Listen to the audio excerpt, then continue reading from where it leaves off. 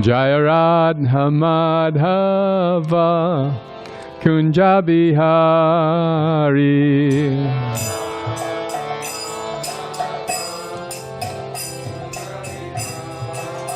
Jaya Radha Madhava Kunja Bihari.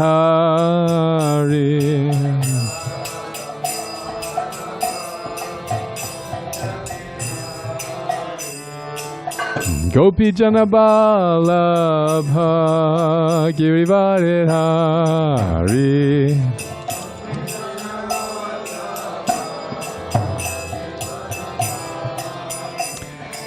Gopi Jana Balabha Girivaridhari.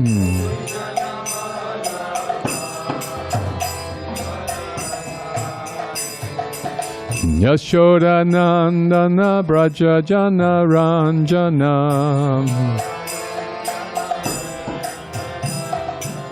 Yashoda Nandana Braja Jana Ranjana.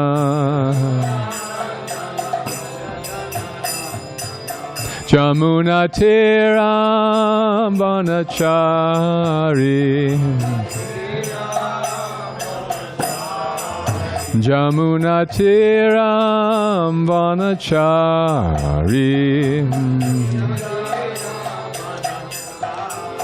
Jaya Radha Madhava Kunja Bihari.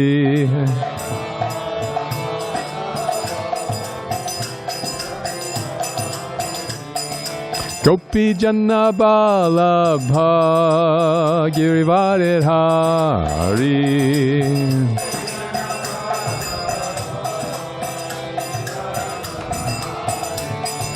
Yashoda Nandana Braja Jana Ranjana. Yashoda Nandana Braja Jana Ranjana. Jamuna Tiram Vanachari. Jamuna Tiram Vanachari. Jaya Radha Madhava Kunja Bihari.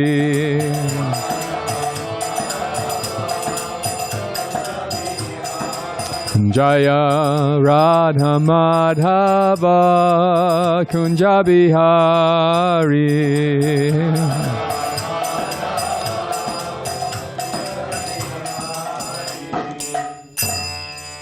Gaur Premanandi.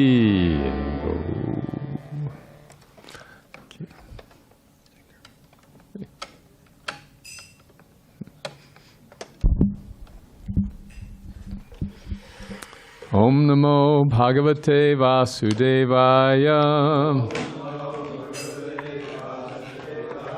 Om Namo Bhagavate Vasudevaya. Om Namo Bhagavate Vasudevaya.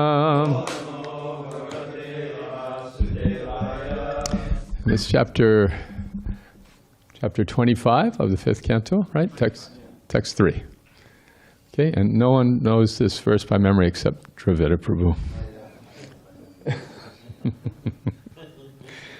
In fact, it is a pro-Sanskrit verse, so we'll just do the synonyms. Is that all right? No, well... You can chant it. Okay. Okay. Yes, you want to chant it? I would like you to chant it. Okay.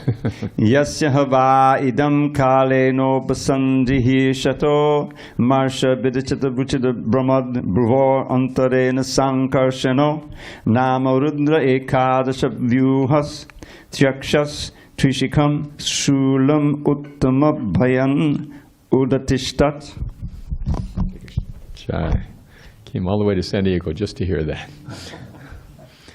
And synonyms, please repeat. Yasya, of whom, hava, indeed, idam, this material world, Kalena, in due course of time, Upasanjahir Shata, desiring to destroy, Amarsha, by anger, Virachita, formed, Ruchiram, very beautiful, Brahmat, moving, Bruvaho, the two eyebrows, Antarenam, from between, Sankarshananam, named Sankarshana, Rudra, an incarnation of Lord Shiva,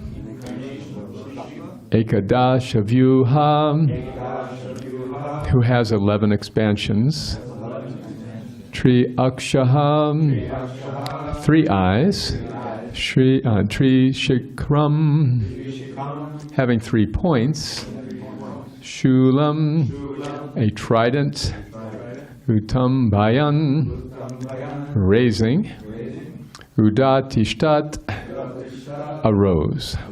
In translation, at the time of devastation, when Lord Anantadev desires to destroy the entire creation, he becomes slightly angry. Then, from between his 2 eyebrows appears 3-eyed Rudra, carrying a trident.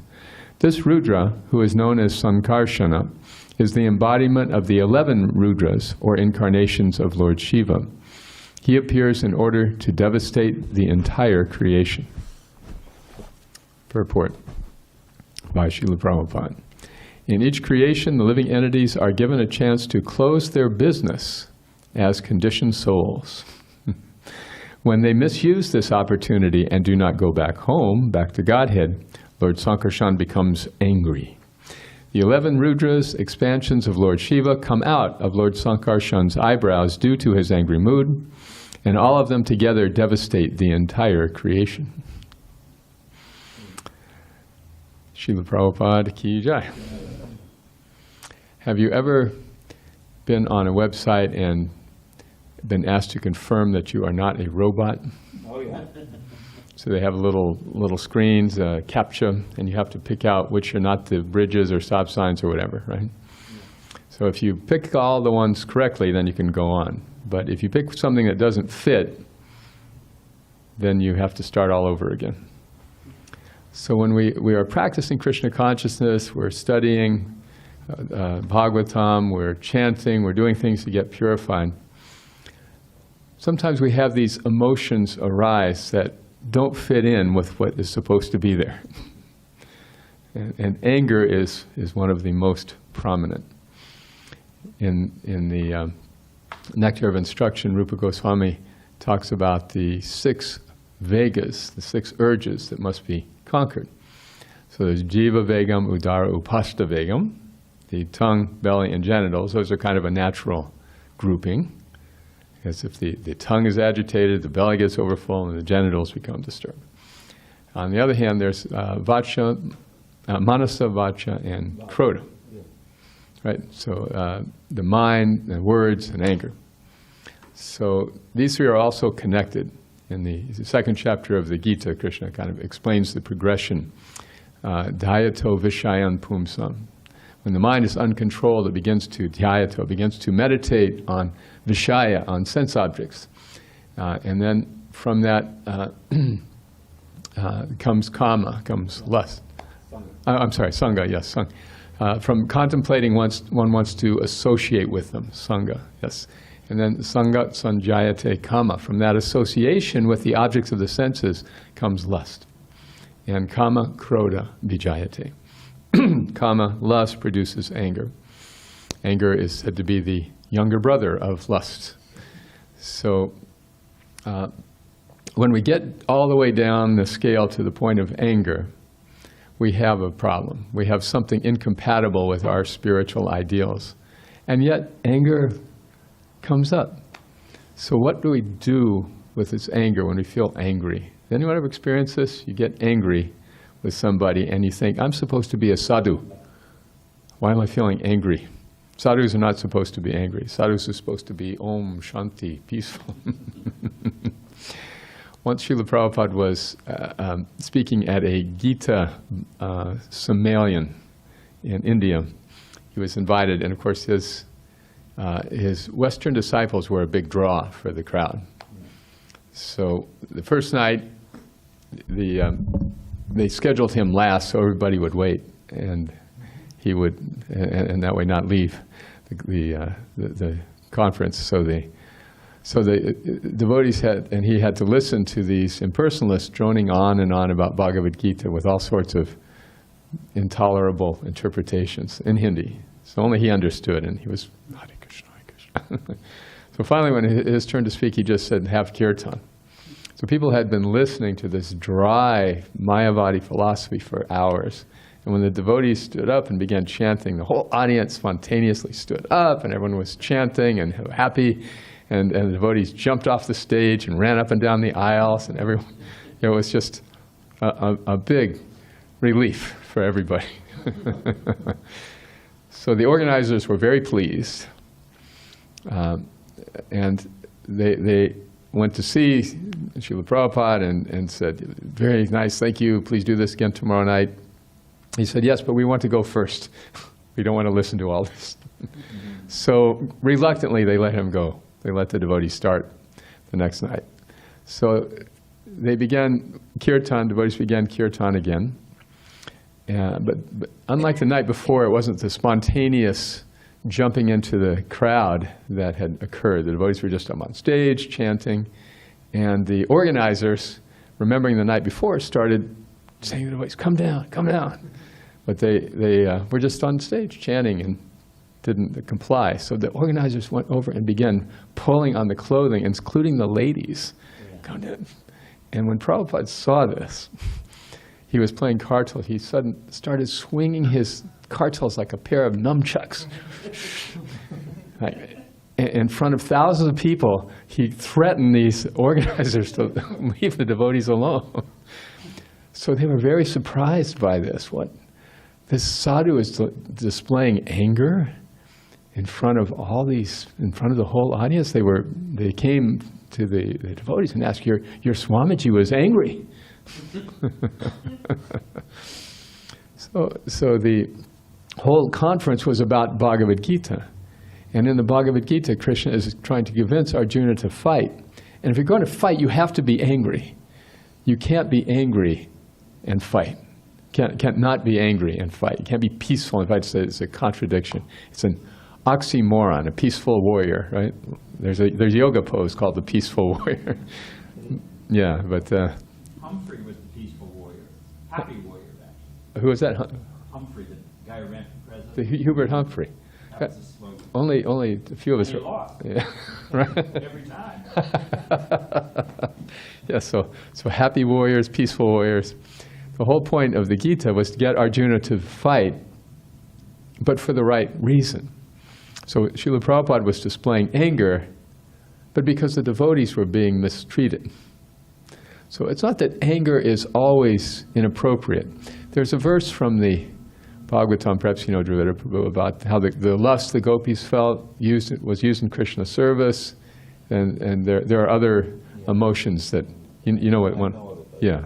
So this is an emotion that can be useful. It can be useful in Krishna's service. Srila Prabhupada taught us that when teaching children, he said, you can show the stick, never use the stick, but show. And then if some anger is displayed, it can be used, it can be effective, provided one thing, you don't get angry all the time.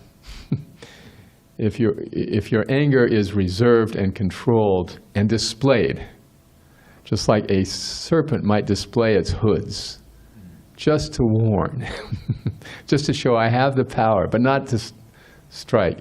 Have you ever been around somebody who just gets angry all the time? Every little thing upsets them? Yeah, I'm just saying, yes, I have. Okay. So after a while, what happens? You just get numb to it. Or you stay away from them. You stay away from them, yes. So there's one occasion when Srila Prabhupada was angry with a disciple. he had asked his new servant, Bhakti Swami, to get him some orange juice. So Bhakti Maharaj went to the kitchen, but there was no oranges. So he had to run to the market, and then they didn't have them at this place and this place, and so he was gone for some time. Finally, he got some oranges, rushed back, made the juice, brought it into Prabhupada. Prabhupada said, "I do not want it."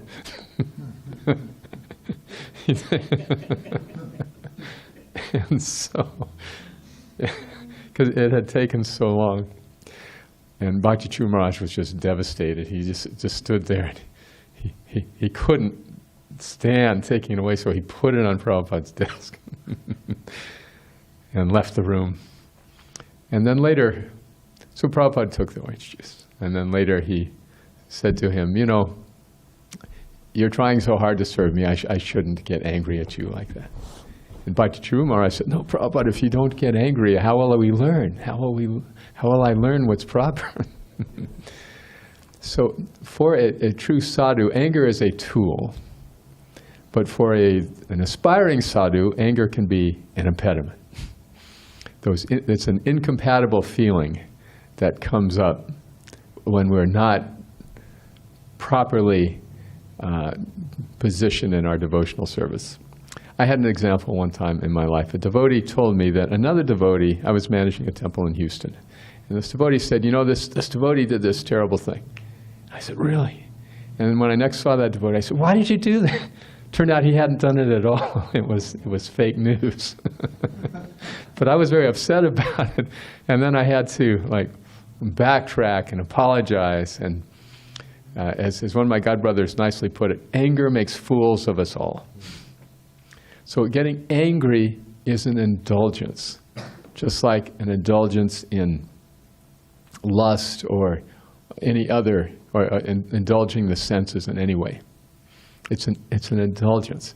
So how do we deal with feelings of anger without indulging them? This is a great challenge for us all in the Madhyama Adhikari, Kanishta Adhikari phases of bhakti. So when anger arises, first of all, it's very important to recognize that it is a reality. It's not that we could just pretend it's not there, I'm above it, and it's going to magically disappear. Anger is like a bruise on the subtle body. It's an injury. And if we have an injury, we can treat it immediately, or we can just ignore it and let it fester. And it doesn't get better with being ignored. Psychologists say that depression is the result of repressed anger. Anger that goes unexpressed leads us to feel like life has no meaning. So how to give proper voice to anger when it arises? Well, how to deal with it, let's put it that way. So again, first recognize it is a reality. I have this feeling. It is not something I can wish away. I have been injured in my bhakti. Something incompatible has arisen in my heart that I wish weren't there, but it is. In the second chapter of the Gita, there's a beautiful verse about how the river of desires is always flowing into the ocean, which is ever being filled but is always still. So anger is like some pollutant floating down the river of our mind. We have to see it as there. We have to acknowledge it's there. But we don't have to either act on it or try to pull it out.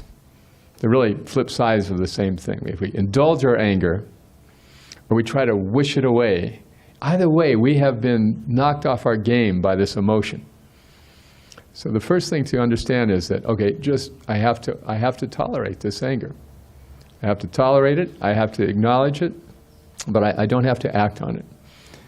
I'm now hurt. I have been injured in my bhakti with this incompatible emotion. Now, so it's there. What is a proper way then to address the wound? One way is also explained in Nectar of Instruction, Guyam Akyati Prichtati. We can express our mind to someone else in confidence and share these feelings. You know, I am angry, I'm feeling angry, and this is at this person, this is why, this is how I'm feeling. This gives voice to the emotion. This requires us to get the mercy of another Vaishnava. One of the symptoms of Kali Yuga is that one is over-dependent on the mercy of others. So if every time we get angry, we're going to someone and talking to them about it, this might be a little draining. But better that than indulging it on the spot, like I foolishly did with this devotee. So we can say to our anger, okay, I'll get back to you about that. Just be patient. Like Haridas Thakur was visited by the prostitute sent by the envious Zamindar, right? So the prostitute came to seduce Haridas, and Haridas dealt with her in a very interesting way. You know, he didn't get angry with her. Oh, be gone, harlot. He didn't condemn her. He just said, could you just please sit down for a while I finish my rounds? I'll get to you soon. And again the next night, and again the next time. Each time, just by sitting and listening to him chant, she was purified. I wonder if Attorney Dravida would complain about this. Haridas Thakur was saying to the prostitute, okay, I'll satisfy your desires, just please wait. But he never did. Could she sue him? like Vasudeva, promising his child to come. So he was saying, he wasn't angry. He was just saying, I'll get to you. Be patient, I will get to you. And in that way, she became purified. So our anger, we should not try to say, no, I'm not going to be angry. No, it's there, just be patient, I'll get to you. Then we talk to another devotee, we express it to another devotee.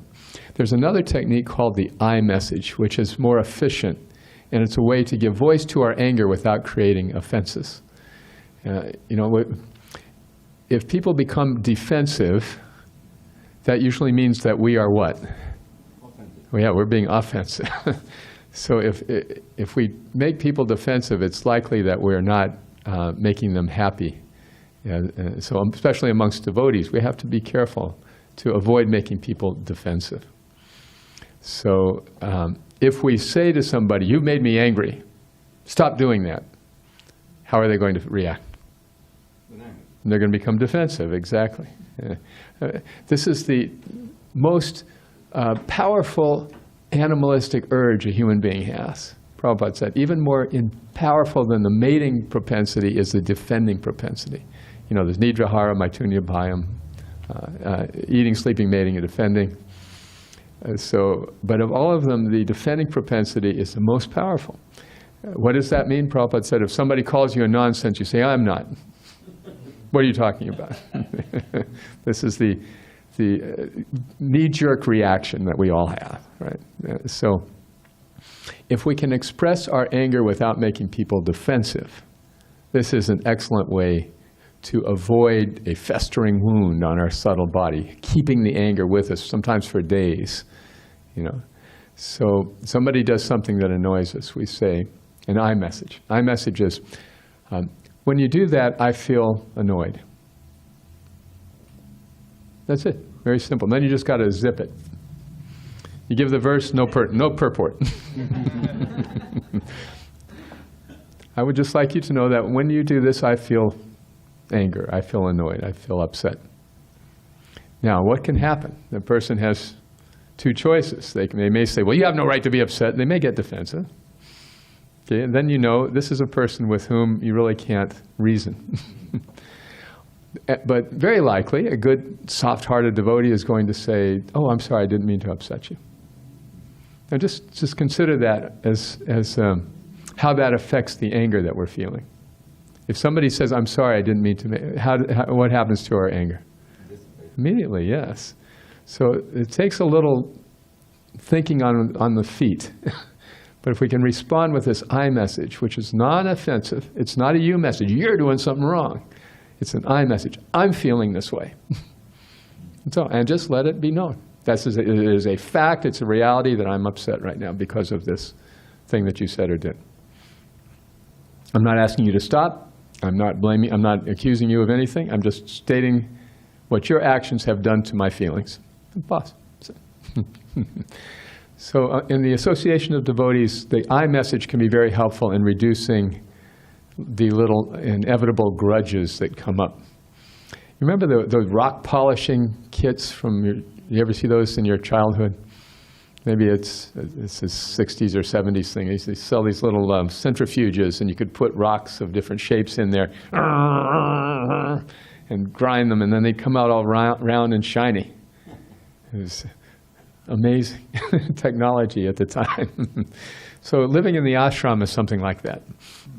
We are bouncing off each other, knocking the rough edges off, so we'll come out all round and shiny.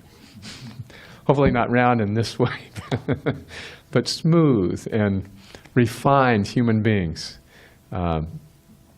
with the ability to deal with emotions that come up, even incompatible ones.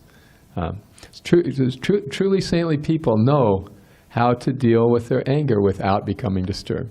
Dhirastatra namuyati. So the I message is one technique, the taking shelter of other devotees, giving voice to it one way or another is very important. So there's so many instances of people becoming angry, devotees becoming angry in the Shastras that were out of character. Like Maharaj Parikshit, for example, when he was not greeted by Samika Rishi properly, he became angry and put a dead snake around his neck. Very out of character for the saintly King Parikshit, but he did it, which then led to the Srimad Bhagavatam being spoken. Sometimes, in other words, devotees are inspired to be angry by Krishna's will. Arjuna was an example. Maharaj Parikshit is an example.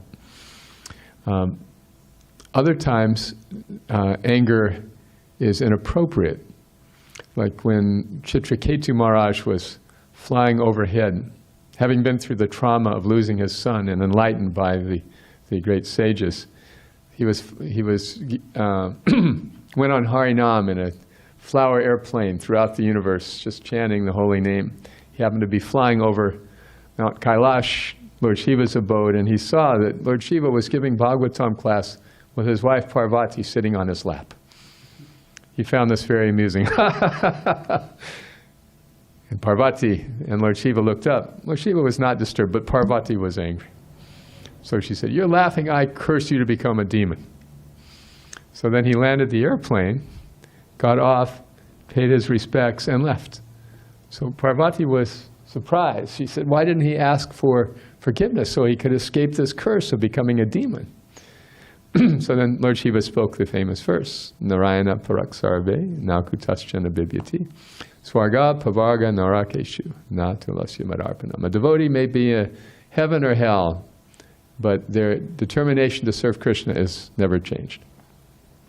So Parvati's anger in that case was inappropriate. But again, it led to a wonderful pastime of Richasura.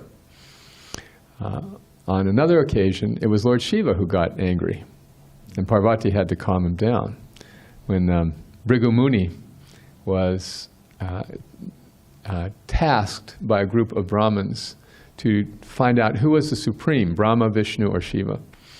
So he went to find out, he decided he would make each of them angry and see what happened. So this is something that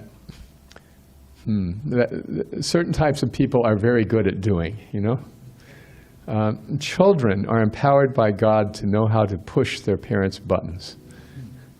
They know exactly how, isn't it? The parents in the room, you know, they know exactly how to get you upset.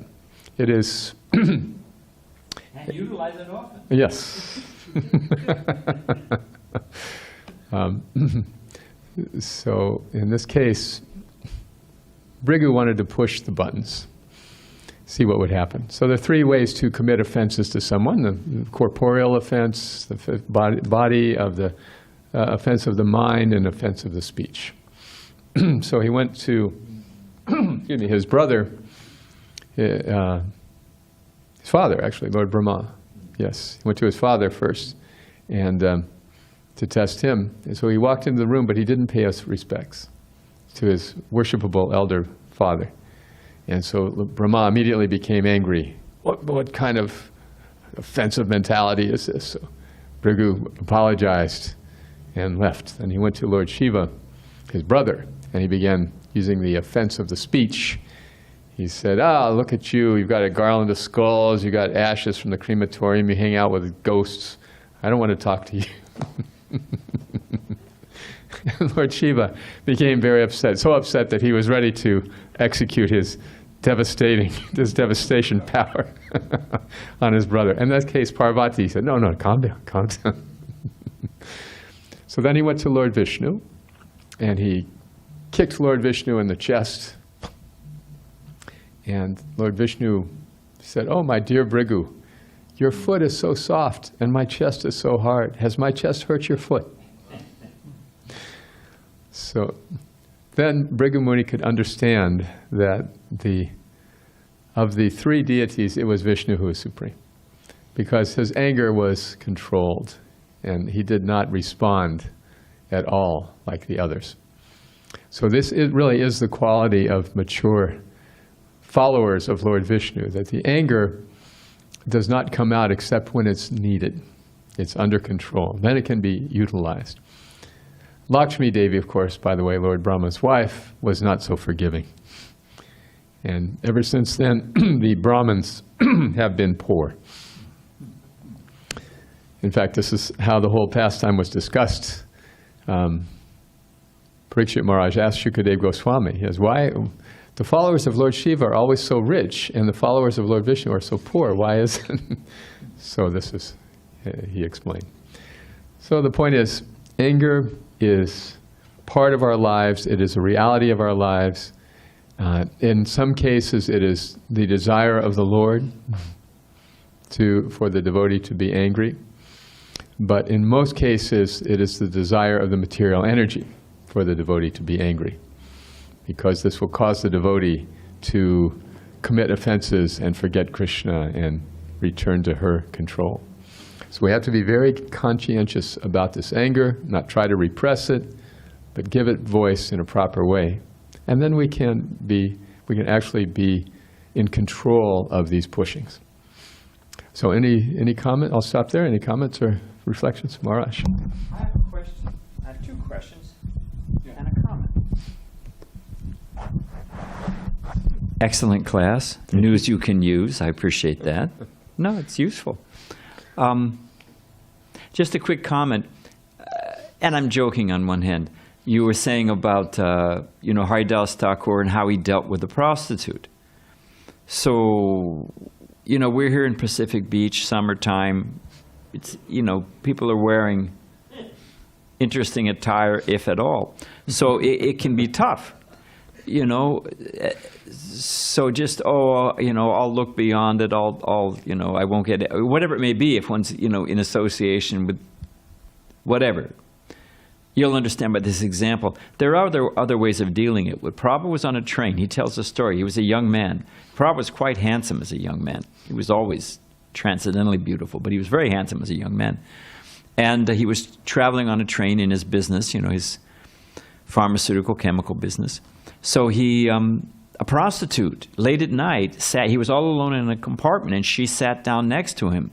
Hey, we could make beautiful music, And Prabhupada said he closed his eyes and chanted Hare Krishna as loud as he could.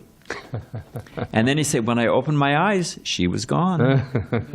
So there are other ways of dealing with it. My question, because others may have a question, let me just ask you this first question. All right, how to deal with it? I'll ask you both questions. You can see what you want to do. So how to deal with it? What if, because anger can come up, it's overwhelming, as you've described, and it comes up quickly. What if, doesn't count to 10, control himself? What if you blow right past it, and you actually do lose your temper with a devotee? Well, then what do? An ounce of prevention's worth a pound of cure. So definitely your advice is good. What if you blow right past it? So that's question one. Question two. Question 2 is, now we've got Bhakti Tyler, who's our temple commander. We've got, Balaram, who's in charge of the ashram and practically runs the temple. Suppose somebody's supposed to clean the bathroom, and they skip it 3 times, 4 times, don't do it. And Balaram or Tyler says, Prabhu, come on, you're supposed to clean the bathroom. And the devotee responds, you're making me angry when you say that. And they're supposed to just, sorry, So it can be abused. Devotees are quite creative. So what do you do when you blow past it? What do you do when you blow past it? How do you deal with it? Okay. And what do you do when someone actually is, for the moment, being a nonsense and gives you some sarcastic reply? Prabhu, control your anger. Yeah, push that button. Because amongst young men, the tendency is to swing a fist. We don't want to get to that stage. All right, I'm going to deal with the second question first, Marshall. Okay, first of all, what you gave was not an I message. You're making me angry. That's a you message. So suppose the guy says, "Hey, you're bending my clock when you say." Yeah, that's another you message. So if I say, "I feel upset when you say that." Yes, okay, at least. If somebody gives me an I message after they've spaced out 50 times, driven the van, hit into the wall, blown out the whole engine, and they say,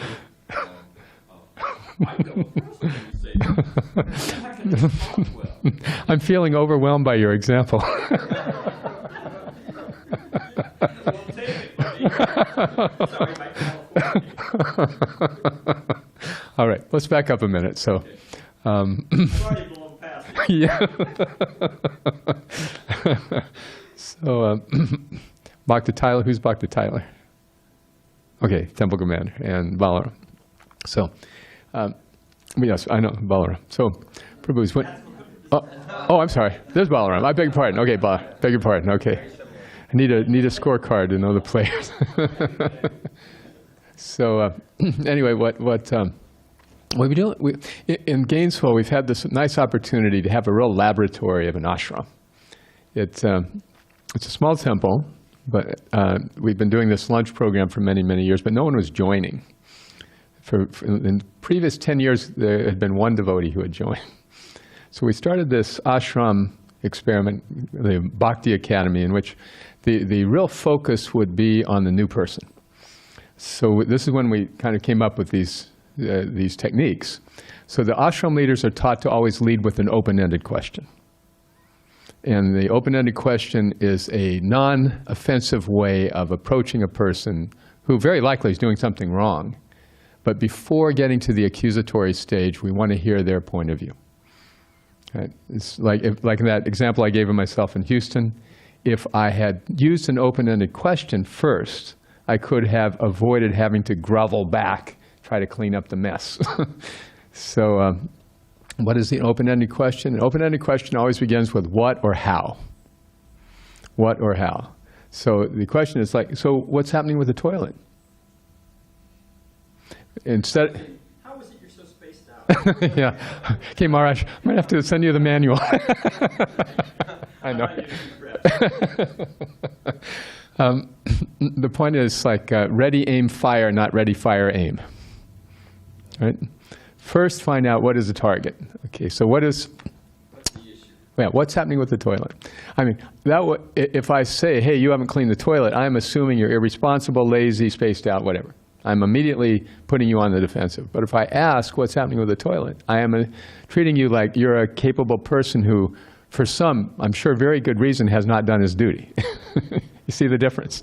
So giving that respect, starting with respect, is actually in the mood of Chaitanya Mahaprabhu, amanina manadena.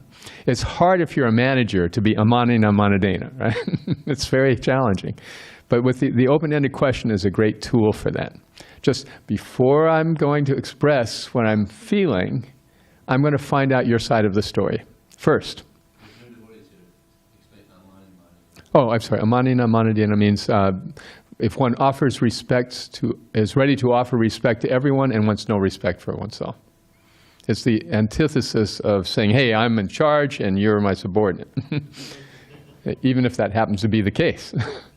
So amanina manadena, I'm going to respectfully ask you what's happening first. There's a famous example of this in a book that was very popular in the 70s called The Road Less Traveled.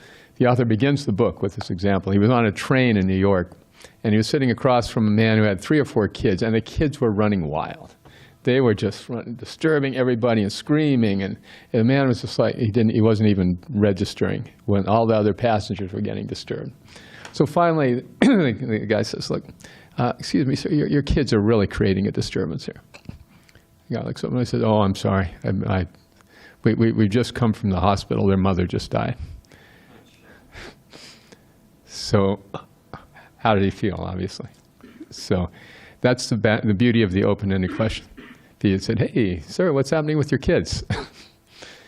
He would have avoided making himself feel so embarrassed and bad. So the open-ended question is a great way for a manager to aggressively, but without creating defensiveness, get the job done. Now, Thank you very much. Good answer. okay. These are the sort of things when we really put the well-being of the newcomer above everything else, that's when the things started to turn around in Gainesville. Since then, we've had over 350 devotees who have either joined or come for training, and it's just been amazing. So the ashram leaders are taught like this. First thing is understand the other person, because there's definitely spaced out people in Gainesville. Yeah. People who have a hard time taking responsibility. And the same kind of things come up. So the ashram leader is first supposed to lead with not creating defensiveness. And then if this person's incorrigible, like they're not coming to Mangal Arati, and they don't come 2-3 days in a row, then it's then referred upstairs. And the person upstairs says, okay, we really enjoyed having you in the ashram. This is obviously not a good fit for you, but please feel free and come as a welcome visitor. So, There's the door. nicely. There's a good cop, bad cop approach. So you got to decide who's who. This way the ashram leaders can always keep on a friendly relation, and they don't need to display their anger, knowing that they've got a backup. So these are some of the practical things. But then, they're not Paramahamsas. So what happens if somebody gets angry? So for this, when we get angry and we express our anger, then we may feel one of two things. We may feel, my anger was totally justified because this person really did something wrong. Or we may feel like, oh, I'm sorry I got angry. So if we feel genuinely sorry, then we have to apologize. And a real apology has what they say at the GBC, the 3 R's some years ago. It's recognition, remorse, and rectification. That's a genuine apology. An insincere apology is like, I'm sorry you feel that way. I'm really sorry that you feel that way. But a genuine apology means I recognize I got angry at you, it was wrong, it probably made you feel bad, I feel sorry about that, what can I do to make it better?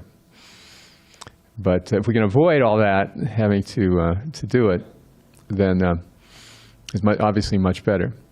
But then if the apology, anyway, if the person's upset, and we've upset them, and we can't work it out, then we need a third neutral party.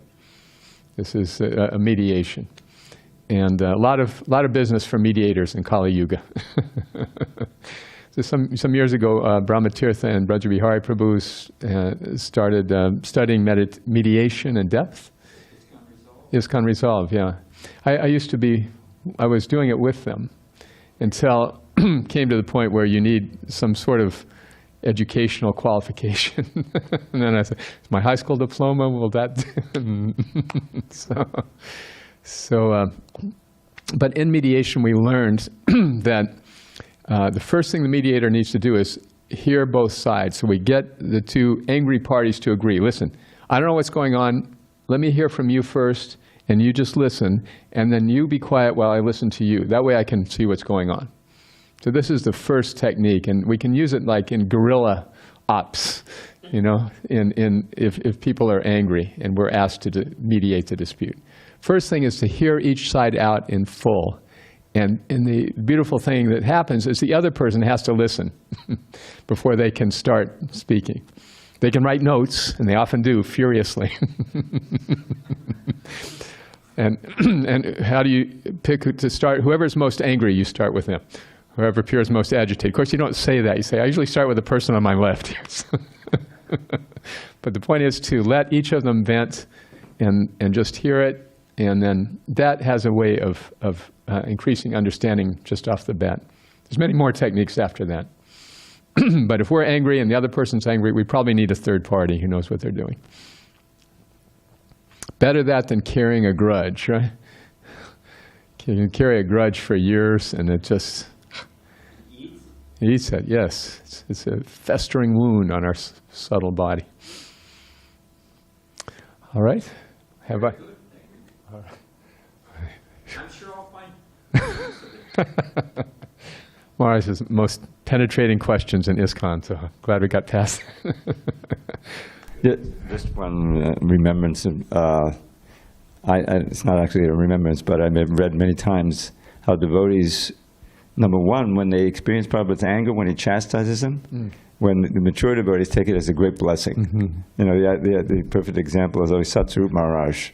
You know, Prabhupada knew that he could, get on his case because it would be good for him. You know, but also the devotees in general notice Prabhupada sometimes become angry, but it was just like a passing storm. It wasn't affecting him. Yeah. Like when we get angry, it's like the whole physiological thing goes on. You know, it's deleterious. But Prabhupada used it to very judiciously to guide his devotees and guide the movement, because sometimes you needed to get angry. Yeah, he would control it. It wouldn't control him. Exactly. He was using it as a scalpel or whatever. Just quick. There is the story of Narada Muni who made the Cobra disciple, Tila, Kunti. It's in the I forget what it is. It's the Narada Pancha. What is it? Panchatantra. Panchatantra. Okay. But Prabhupada quotes it. So there was a cobra who became a snake. And in addition to the four regulative principles, and, Kunti, Mala, neck beads, the whole thing, tilak on his hood, said, you can't bite. No more biting. So, okay, fine. He was surrendered Vaishnava snake. He agreed. And Narada Muni came back to check on him after some time, and he was all bent and banged and bandaged. And Narada Muni said, what happened? He said, well, I don't bite anymore, and the local village kids all know that, so they beat me with sticks, and they do so many things, but you told me not to bite, so what can I do? And Narada Muni said, I told you not to bite, but it doesn't mean you can't raise your hoods. So I just wanted to collaborate, Sometimes you have to feign a little anger, And Vishnu Janmarsh told me there were two kids in L.A., Girish and Birbhadra. They were Shalavati's kids. And, they were, I don't know what, 10 and 12, something like that, and all of a sudden they're moved into the ashram. They first 10 years of their life, they've been material, so it was not easy for them. And they were always causing havoc. So they finally brought him into Prabhupada's room, and Prabhupada was the third party, to deal with the thing.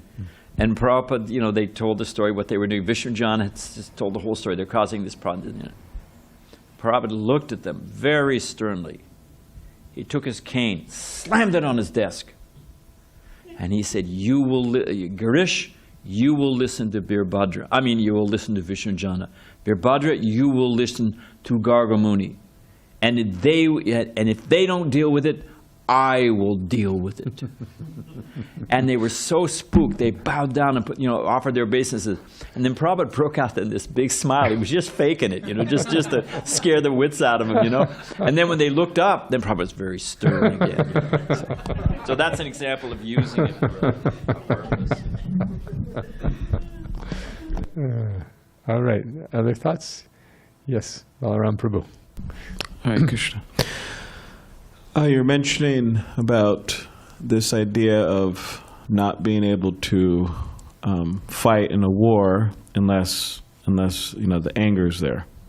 So So in relation to that, sometimes Srila Prabhupada would say that we're like Lord Chaitanya's army, right? And devotees are jubilant and jovial and right happy and all that. But there was a number of statements Prabhupada said which were practically, like war talk, like dropping thousands of bombs on the lap, and so many things like that. So, so how do we could say, balance those statements in relation to like anger? Like, is there an element of that in a devotee, fighting against Maya or trying to help people? And is there some element of anger there? And how does that work? Very thoughtful question. If we are angry with people for not surrendering to Krishna, I don't think we'll attract many of them to, we need to, if we want to represent Lord Chaitanya and be part of his army, then we have to evaluate how we're impacting people, isn't it? Palena parachiyate. You judge a thing by its results. So, excuse me, if, for example, we're distributing books and people are offended, they take the book but they're offended, then Prabhupada said this was our shortcoming. Then we're nonsense if we're making people upset. There was a cartoon in Mad Magazine in the 70s. A devotee is walking this way with a sack of books, and a devotee in a airline passenger is walking this way with his briefcase. And they're walking towards each other. Then there's a cloud of dust and a big scuffle. And then the passenger is walking away with a book stuck in his throat. And the devotee is walking away with a stack of bills. Hare Krishna, Hare Krishna. We did not endear ourselves by high pressure techniques. Even Parameshwar Prabhu was, he traveling the country for years distributing books, and one of my friends was telling me that they used to say, the book tables are really nice. They work really well. Yeah, you've got to approach people. And then he tried it, and he found out he could distribute more books from a table with the right techniques, right, Vijay? At least he could distribute many, and huge, yeah. So the point is, we need to always be evaluating. How is our approach? Are we offending people, or are we actually embodying the knowledge in the books that we're trying to get them to read? So the anger aspect really is not appropriate. We can't be angry at people for Maya, being in Maya the way that Unwanted is. He's angry. Oh, you had this whole, so many lifetimes and you didn't do it. Ah. We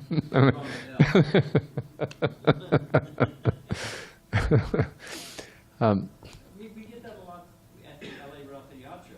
You see those Christians standing out, screaming, and it's not really very attractive. No. Experience. That's right. You don't feel the love of No, you're not feeling it. Oh, it's fantastic. Yes, they do. At the in Gainesville, at the University of Florida student newspaper, there was a Christian guy who was coming out, actually just harassing the devotees mercilessly. He was a graduate of Wharton School of Business, this big school in Pennsylvania, and somehow he got moved by the Spirit to go on a mission, and his mission was in Gainesville, and in Gainesville it was at the plaza where the devotees were distributing prasadam. So every day he would be out there just screaming at people, "You're eating food offered to idols. You're going to hell." And so we were, I tried to deal with him in a gentlemanly way. The eye issues. When you say that, I feel didn't work. What's with your insanity? Well, I'll tell you what happened. I approached him. I said, "Look, have a plate of lunch. Let's talk about it." "No, I don't want to eat your food. I don't want to talk to you. And all these people are being misled by you. Go away." And it went on for 3 or 4 days. Even all of our friends, we decided the only thing we could do was just behave like devotees. We just put our heads down and we served prasadam. And even the Christian kids who'd come over with their crosses, they'd say, we're sorry, we don't believe this guy. And they actually, right.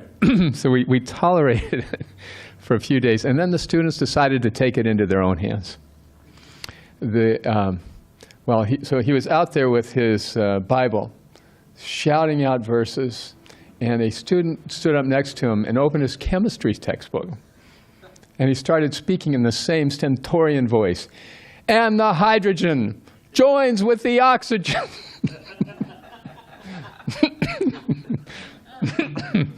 And everyone laughed and laughed. It was so funny. And then the guy turns and he says, "You're being rude." And everyone laughed harder. So I thought maybe that would deal. No, he was back the next day. So the next day, a couple of students just went right for the jugular. They just went out and started bowing before him and saying, "We're not worthy. We're not worthy." And again, everyone was laughing. Did that get it? That did him. And in the school newspaper, the next day there was a drawing, and the devotees are serving prasadam, and the guy's standing there with a sign that says, "God hates just about everybody."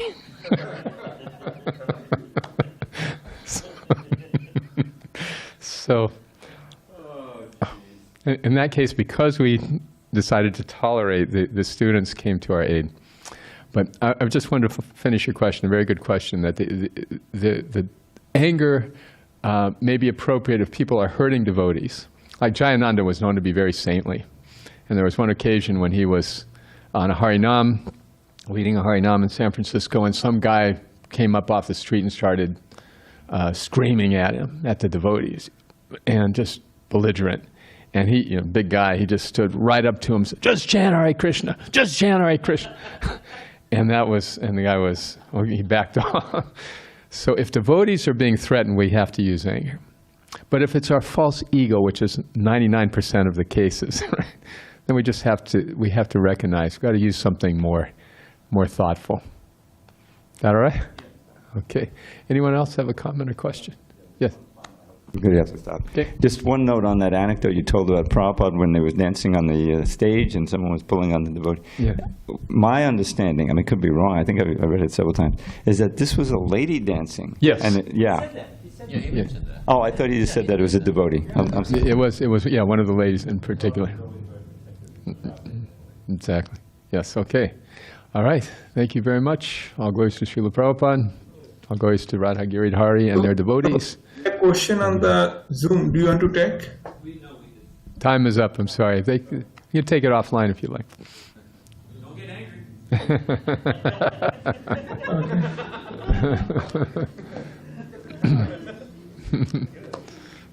Okay.